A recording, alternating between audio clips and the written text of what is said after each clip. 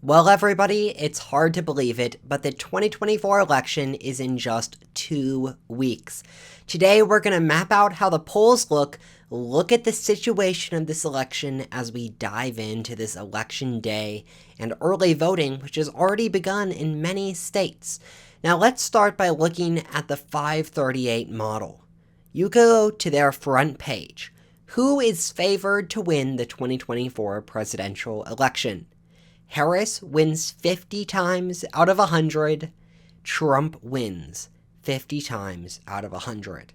That's the big picture. Today, we're going to narrow down, look at the map, look at those battleground states, see which way this race is trending, but don't forget the big picture, that this race is incredibly close. I won't be surprised on election night if it goes either direction. We really don't know. I won't be surprised either way. That's how close this race is. Now let's dive in, and you can see electoral vote margins there, and you can see individual polls, but what we really care about is not actually the electoral votes or the popular vote. What we really care about is these swing states and how those swing states then affect the electoral vote, which is in the end what determines the winner. Now, here is the map, and the big thing I want us to notice is Arizona and Georgia. Now, if you've been following this election, watching the videos I've been making, you know there are two sections of battleground states. You have those Midwest, upper Midwest states, Pennsylvania, Michigan, Wisconsin, and then you have the Sun Belt, which is Nevada, Arizona, Georgia, and North Carolina. And the thing to notice here is that Georgia, Trump's chance is now 60 out of 100. That's a real lead. And if you go over to Arizona, Trump's chance is 61 out of 100. So if we look at how the race has changed in these last few days, it's actually been beneficial to Trump. Now, it's difficult to say what has caused that swing. It can just be a time period that's weak for Kamala. A lot of Kamala's interviews have faced criticism. Trump had a campaign stop at McDonald's, which really went viral. I'm not saying any of those individual things affected these polling numbers, but what I'm saying is right now the environment, the electoral environment, has had a small shift towards Trump. Now, that might make you wonder, what practically does it take to put Trump over the line?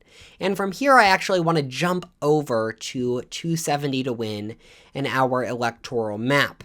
Let's put Trump here on the Republican side and Harris on the Democrat side. And let's mark what I just told you. Let's say 538 is correct and Arizona and Georgia go to Trump. That puts Trump at 246 electoral votes. He needs 270 electoral votes. Now look at this. A state like North Carolina, it would be expected for Trump to win. North Carolina has swayed toward Republicans in the last few presidential elections, and that right there, which is a very realistic scenario, puts Trump at 262 electoral votes. Not far away from victory. So let's say he wins Nevada. Notice, if Trump wins all of the Sun Belt states, he still hasn't crossed that 270 mark. So what does that mean? Well, let's put Nevada back to toss-up, because it really is a toss-up. And let's look at these northern states. Let's say Kamala wins them all. Harris hits 270. What this means is Trump needs to break into one of these states. Let's say it's Pennsylvania. Trump gets Pennsylvania, it pushes him over the edge. Well, let's say it's Michigan. Michigan, Trump 277, Trump over the edge. I think the states that we have to watch for are these three. The Sun Belt is important, but understand Trump cannot win this race on the Sun Belt alone. He has to crack into this blue wall, Wisconsin, Michigan, or Pennsylvania. So let's jump back to 538 and let's see what this forecast looks like, starting in Pennsylvania. Pennsylvania, Trump 50 to Harris 50. Now we started by looking at the national picture. which is tied. And when we go to the closest, most vital battleground state, the race is tied there too. That's how close this election is. We jump over to Michigan. Harris gains a little, 54. Over to Wisconsin, Harris 55. Still incredibly close. That right there is how close this election is.